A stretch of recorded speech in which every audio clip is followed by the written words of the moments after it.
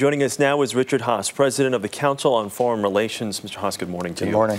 President Mubarak's newly appointed VP is going to meet with the opposition. Is this a signal of the beginning of the end, or is this a sign that Mubarak is just trying to kind of hold on and hope that maybe this whole thing goes away? Clearly, Mubarak would like to stay on. My own hunch is he won't be able to. And the fact that this sort of a dialogue is taking place is a good sign. Have we reached the point that people in the streets are saying, enough, the time is now, and people are calling for change? Has the ship sailed, so to speak? It's not so important what the people in the streets are doing, it's the Army. The Army, by signaling it doesn't want to kill the people in the streets, is sending a signal. It does not want to tie its own long-term legitimacy and viability to the Mubarak regime. So I think that's the important signal, and that's what tells us this thing is beginning to move. This million people march today that we're seeing in Liberation Square, the people, I think, genuinely feel that they are seeing the last hours of the Mubarak regime. Safe to say that they're accurate? Yeah.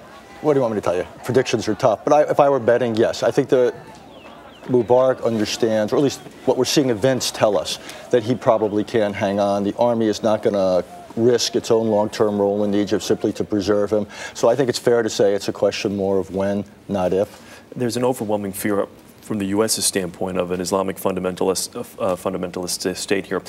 Is this more, do you feel more of a religious uprising or more of a popular uprising? Very popular. Religious forces have had virtually nothing to do with this.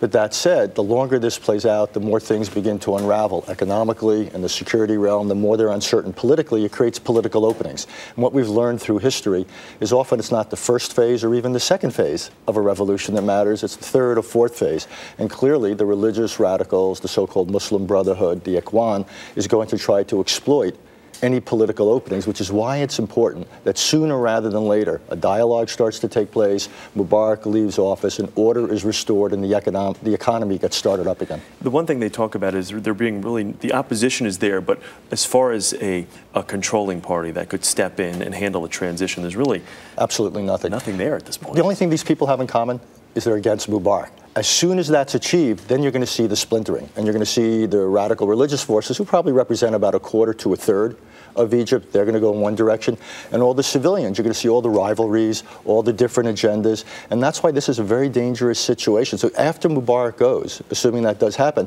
people shouldn't think the problem is over. That's when the problem really begins.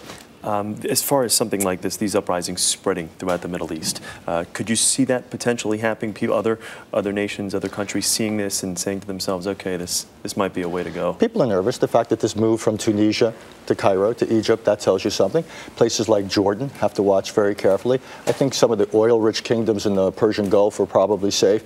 But Arab television, satellite television in particular, the internet has now become a powerful, not just social force, but political force throughout this part of the world. All right, Richard Haass, thank you very much. Good talking with you this morning.